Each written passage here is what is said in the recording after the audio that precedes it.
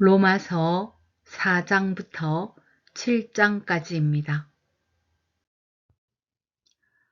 로마서 4장. 그러면 육신상으로 우리의 조상인 아브라함이 무엇을 얻었다고 우리가 말할 수 있겠습니까? 아브라함이 행위로 의롭게 되었더라면 그에게는 자랑할 것이 있었을 것입니다. 그러나 하나님 앞에서는 자랑할 것이 없습니다. 성경이 무엇이라고 말합니까? 아브라함이 하나님을 믿으니 하나님께서 그를 의롭다고 여기셨다 하였습니다. 일을 하는 사람에게는 품삯을 은혜로 주는 것으로 치지 않고 당연한 보수로 주는 것으로 생각합니다. 그러나 경건하지 못한 사람을 의롭다고 하시는 분을 믿는 사람은 비록 아무 공로가 없어도 그의 믿음이 의롭다고 인정을 받습니다. 그래서 행한 것이 없어도 하나님께서 의롭다고 여겨주시는 사람이 받을 복을 다윗도 다음과 같이 말하였습니다.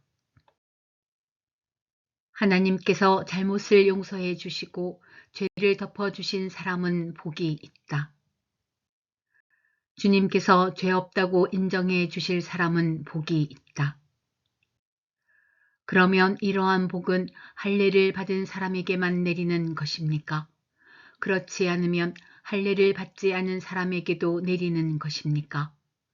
우리는 앞에서 말하기를 하나님께서 아브라함의 믿음을 의로 여기셨다 하였습니다. 그러면 어떻게 아브라함이 그러한 인정을 받았습니까? 그가 할례를 받은 후에 그렇게 되었습니까? 그렇지 않으면 할례를 받기 전에 그렇게 되었습니까? 그것은 할례를 받은 후에 된 일이 아니라 할례를 받기 전에 된 일입니다. 아브라함이 할례라는 표를 받았는데 그것은 그가 할례를 받지 않은 상태에서 이미 얻은 믿음의 의를 확증하는 것이었습니다. 그래서 그는 할례를 받지 않고도 믿는 모든 사람의 조상이 되었으니 이것은 할례를 받지 않은 사람들도 의롭다는 인정을 받게 하려는 것이었습니다. 또 그는 할례를 받은 사람의 조상이 되기도 하였습니다. 다시 말하면 할례만을 받은 것이 아니라 또한 우리 조상 아브라함이 할례를 받지 않은 상태에서 걸어간 믿음의 발자취를 따라가는 사람들의 조상이 되었습니다. 아브라함이나 그 자손에게 주신 하나님의 약속, 곧 그들이 세상을 물려받을 상속자가 되리라는 것은 율법으로 말미암은 것이 아니라 믿음의 의로 말미암은 것입니다. 율법을 의지하는 사람들이 상속자가 된다면 믿음은 무의미한 것이 되고 약속은 헛된 것이 됩니다. 율법은 진노를 불러옵니다. 율법이 없는 곳에는 범법도 없습니다. 이런 까닭에 이 약속은 믿음에 근거한 것입니다. 그것은 하나님께서 아브라함에게 이 약속을 은혜로 주셔서 이것을 그의 모든 후손에게도 곧 율법으로 사는 사람들에게만이 아니라 아브라함이 지닌 믿음으로 사는 사람들에게도 보장하시려는 것입니다.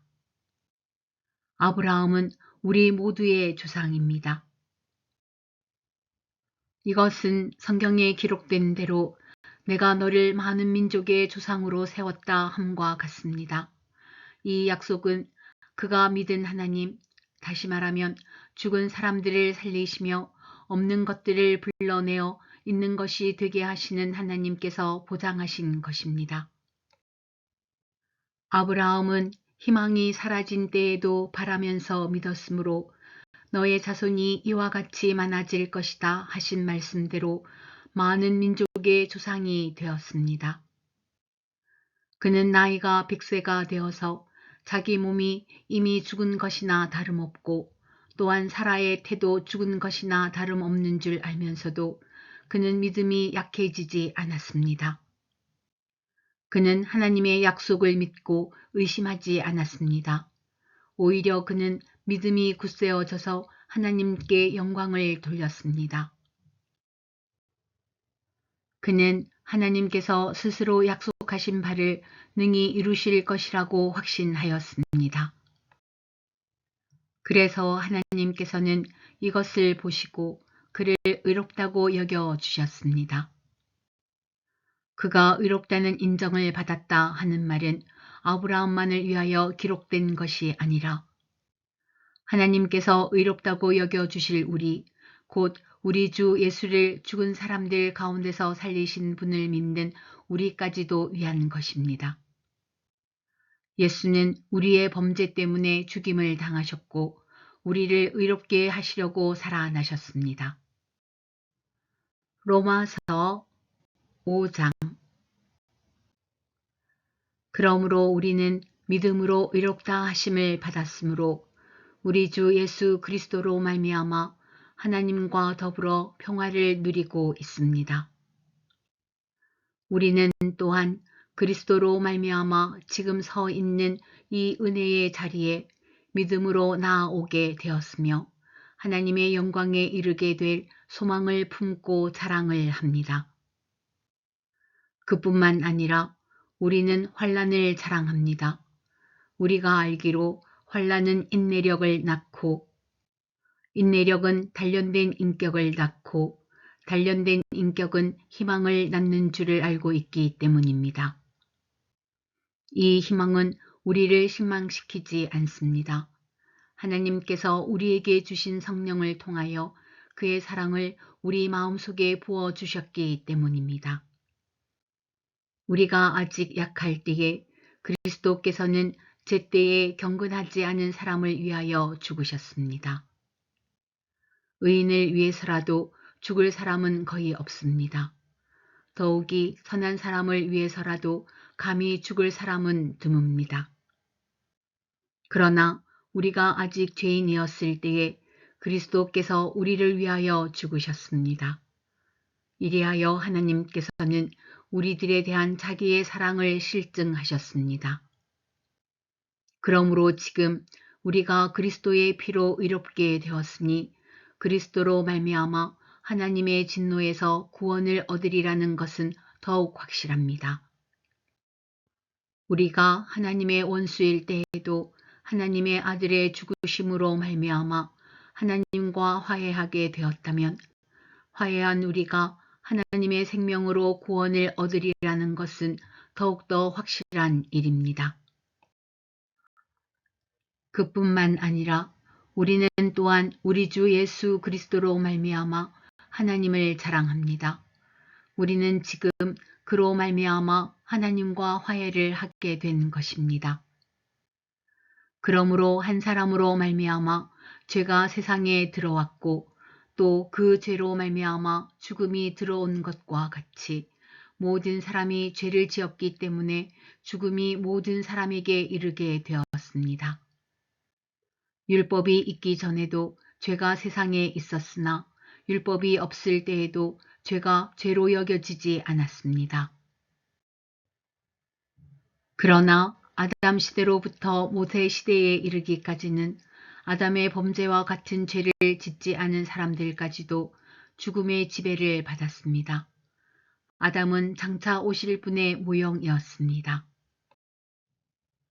그러나 하나님께서 은혜를 베푸실 때에 생긴 일은 아담 한 사람이 범죄했을 때에 생긴 일과 같지 않습니다. 한 사람의 범죄로 많은 사람이 죽었으나 하나님의 은혜와 예수 그리스도 한 사람의 은혜로 말미암은 선물은 많은 사람에게 더욱더 넘쳐나게 되었습니다. 또한 하나님께서 주시는 선물은 한 사람의 범죄의 결과와 같지 않습니다. 한 범죄에서는 심판이 뒤따라와서 유죄 판결이 내려졌습니다마는 많은 범죄에서는 은혜가 뒤따라와서 무죄 선언이 내려졌습니다. 아담 한 사람의 범죄 때문에 그 한 사람으로 말미암아 죽음이 왕노릇하게 되었다면 넘치는 은혜와 의의 선물을 받은 사람들은 예수 그리스도 한 분으로 말미암아 생명 안에서 왕노릇하게 되리라는 것은 더욱더 확실합니다. 그러니 한 사람의 범죄 행위 때문에 모든 사람이 유죄 판결을 받았는데 이제는 한 사람의 의로운 행위 때문에 모든 사람이 의롭다는 인정을 받아서 생명을 얻게 되었습니다. 한 사람이 순종하지 않음으로 말미암아 많은 사람이 죄인으로 판정을 받았는데 이제는 한 사람이 순종함으로 말미암아 많은 사람이 의인으로 판정을 받을 것입니다. 율법은 범죄를 증가시키려고 끼어 들어온 것입니다. 그러나 죄가 많은 곳에 은혜가 더욱 넘치게 되었습니다. 그것은 죄가 죽음으로 사람을 지배한 것과 같이 은혜가 의를 통하여 사람을 지배하여 우리 주 예수 그리스도로 말미암아 얻은 영원한 생명에 이르게 하려는 것입니다. 로마서 6장. 그러면 우리가 무엇이라고 말을 해야 하겠습니까? 은혜를 더하게 하려고 여전히 죄 가운데 머물러 있어야 하겠습니까? 그럴 수 없습니다. 우리는 죄에는 죽은 사람인데 어떻게 죄 가운데서 그대로 살 수 있겠습니까? 세례를 받아 그리스도 예수와 하나가 된 우리는 모두 세례를 받을 때에 그와 함께 죽었다는 것을 여러분은 알지 못합니까? 그러므로 우리는 세례를 통하여 그의 죽으심과 연합함으로써 그와 함께 묻혔던 것입니다. 그것은 그리스도께서 아버지의 영광으로 말미암아 죽은 사람들 가운데서 살아나신 것과 같이 우리도 또한 새 생명 안에서 살아가기 위함입니다. 우리가 그의 죽으심과 같은 죽음을 죽어서 그와 연합하는 사람이 되었으면 우리는 부활에 있어서도 또한 그와 연합하는 사람이 될 것입니다. 우리의 옛사람이 그리스도와 함께 십자가에 달려 죽은 것은 죄의 몸을 멸하여서 우리가 다시는 죄의 노예가 되지 않게 하려는 것임을 우리는 압니다. 죽은 사람은 이미 죄의 세력에서 해방되었습니다. 우리가 그리스도와 함께 죽었으면 그와 함께 우리도 또한 살아날 것임을 믿습니다. 우리가 알기로 그리스도께서는 죽은 사람들 가운데서 살아나셔서 다시는 죽지 않으시며 다시는 죽음이 그를 지배하지 못합니다. 그리스도께서 죽으신 죽음은 죄에 대해서 단번에 죽으신 것이요 그분이 사시는 삶은 하나님을 위하여 사시는 것입니다. 이와 같이 여러분도 죄에 대해서는 죽은 사람이요 하나님을 위해서는 그리스도 예수 안에서 살고 있는 사람이라는 것을 알아야 합니다. 그러므로 여러분은 죄가 여러분의 죽을 몸을 지배하지 못하게 해서 여러분이 몸의 정욕에 굴복하는 일이 없도록 하십시오. 그러므로 여러분은 여러분의 지체를 죄에 내맡겨서 불의의 연장이 되게 하지 마십시오.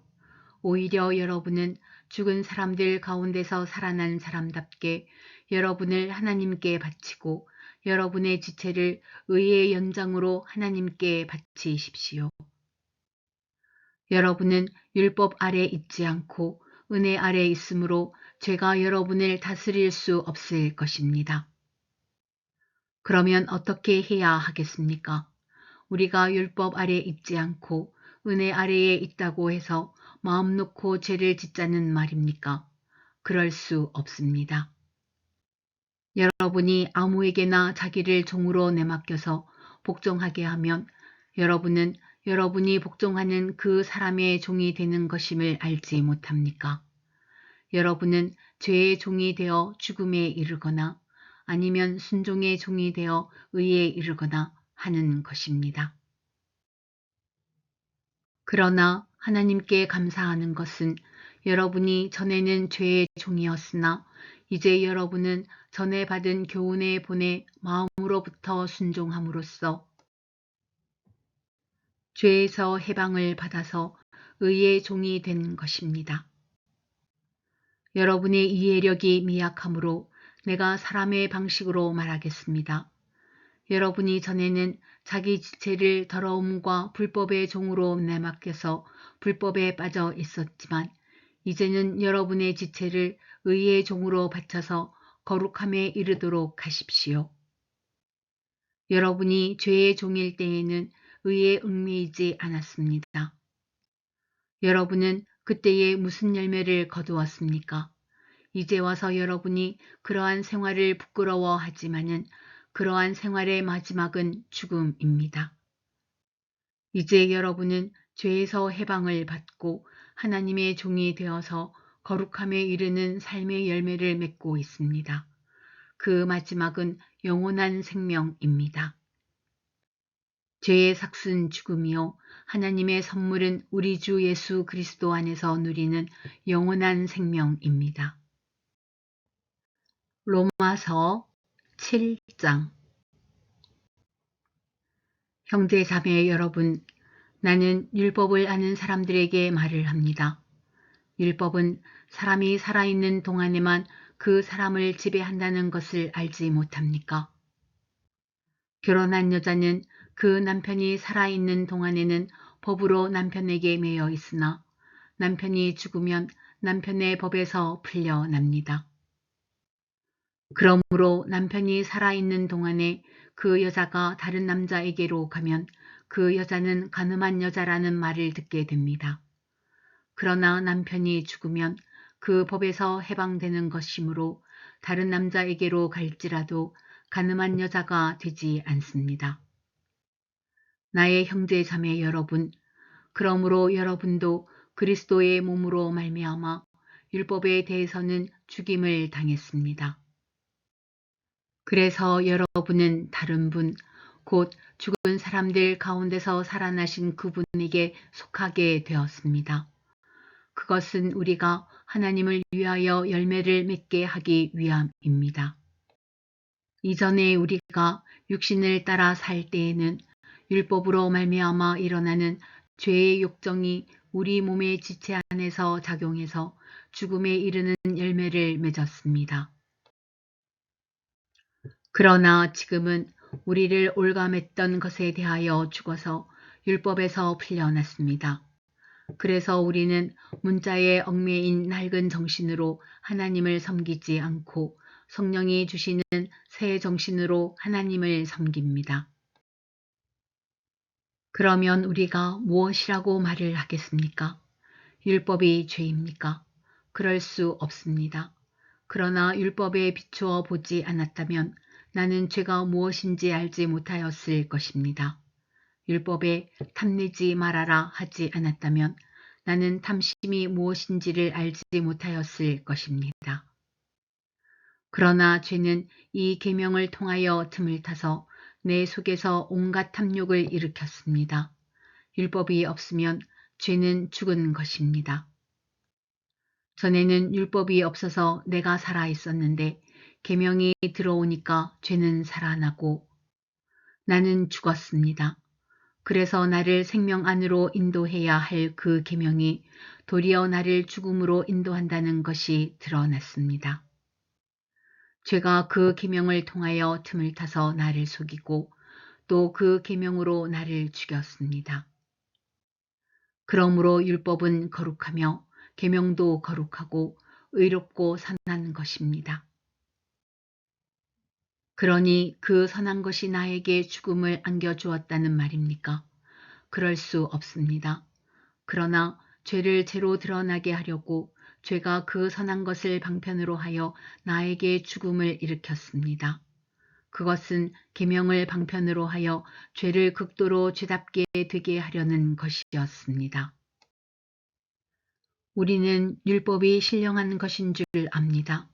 그러나 나는 육정에 매인 존재로서 죄 아래에 팔린 몸입니다. 나는 내가 하는 일을 도무지 알 수가 없습니다.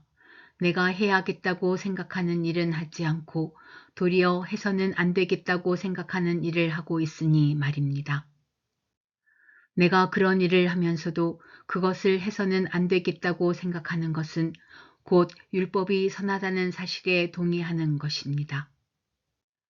그렇다면 그와 같은 일을 하는 것은 내가 아니라 내 속에 자리를 잡고 있는 죄입니다. 나는 내 속에 곧 내 육신 속에 선한 것이 깃들여 있지 않다는 것을 압니다.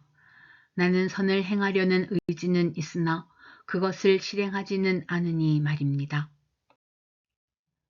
나는 내가 원하는 선한 일은 하지 않고 도리어 원하지 않는 악한 일을 합니다.